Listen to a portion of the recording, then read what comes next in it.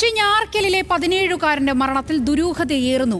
Game task കാരണമല്ല കുട്ടി ആത്മഹത്യ ചെയ്തതെന്നാണ് കുടുംബം പറയുന്നത്.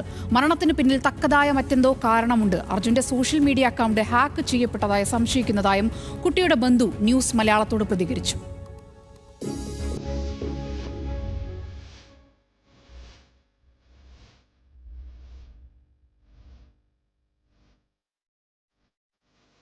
ഇക്കഴിഞ്ഞ 19-ാം തീയതിയാണ് എറണാകുളം ഞാറക്കൽ സ്വദേശിയായ 17-കാരൻ അർജുൻ ടർഫിലേക്ക് പോകുന്നുവെന്ന് പറഞ്ഞ് വീട് വിട്ടിറങ്ങിയത്. പിന്നീട് കാണാതായ കുട്ടിക്ക് വേണ്ടിയുള്ള തെരച്ചിൽ തുടരുന്നതിനിടെയാണ് ഇന്നലെ വൈപ്പിൻ ചാപ്പാക്കടപ്പുറത്ത് നിന്ന് കുട്ടിയുടെ മൃതദേഹം ലഭിച്ചത്.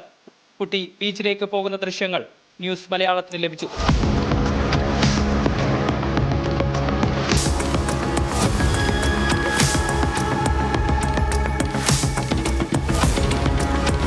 ഫ്രീ ഫയർ പോലുള്ള ഗെയിമുകൾ കുട്ടി കളിക്കാറുണ്ടായിരുന്നു എന്നാണ് അമ്മ പോലീസിന് നൽകിയ മൊഴി.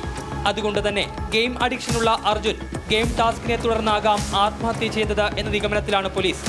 എന്നാൽ ഗെയിം ടാസ്ക് അല്ല ആത്മഹത്യക്ക് കാരണം എന്ന് കുടുംബം പറയുന്നു. അർജുന്റെ ആത്മഹത്യക്ക് പിന്നിൽ മറ്റെന്തോ തക്കതായ കാരണമുണ്ട്.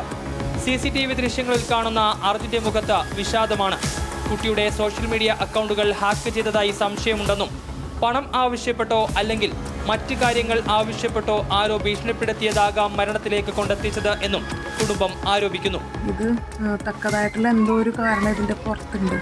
അപ്പോൾ നമുക്ക് ഞങ്ങൾക്കടെ സംശയം എന്താണെന്ന് വെച്ചിട്ടുണ്ടെങ്കിൽ എന്തോ ഒരു പ്രേരണയുടെ പുറത്ത് ഇവിടുന്ന് ബീച്ച് വരെ പോവുക. അവൻ ആ ഒരു പോകുന്ന വഴിയിലെ CCTV ഫുട്ടേജ് ഞങ്ങൾ ഇവിടുന്ന് ചേട്ടന്മാരും എല്ലാവരും കൂടി എടുത്തു കഴിഞ്ഞിട്ട് അതിൽ കാണുന്നത് അവൻ്റെ മുഖം ക്ലിയർ ആയ സമയത്ത് അവൻ ഭയങ്കരമായിട്ട് സ്ട്രെസ്ഡ് ആയിരുന്നു, അവൻ ഭയങ്കര വിഷമിച്ചിട്ടായിരുന്നു എന്നാണ് അറിയണത്. അർജുന്റെ മരണത്തിൽ CCTV കേന്ദ്രീകരിച്ചും ഫോൺ കേന്ദ്രീകരിച്ചും പോലീസ് അന്വേഷണം ഊർജിതമാക്കിയിട്ടുണ്ട്.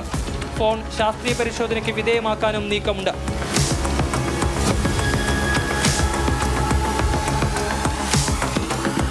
ഗെയിം ടാസ്കിനെ തുടർന്നല്ല എങ്കിൽ എന്താണ് അർജുനെ മരണത്തിലേക്ക് കൊണ്ടെത്തിച്ചത്? വീട്ടിൽ നിന്ന് ടർഫിലേക്ക് എന്ന് പറഞ്ഞിറങ്ങിയ അർജുൻ എങ്ങനെ ബീച്ചിലേക്കെത്തി? ബാഹ്യ ഇടപെടലുകൾ അർജുന്റെ മരണത്തിന് പിന്നിലുണ്ടായിട്ടുണ്ടോ? ഉണ്ടെങ്കിൽ അത് കണ്ടെത്തേണ്ടതും അനിവാര്യമാണ്. കൊച്ചിയിൽ നിന്നും ക്യാമറമാൻ അഫ്സൽ രാജിനൊപ്പം അബ്ദുൾ റഹീം, ന്യൂസ് മലയാളം.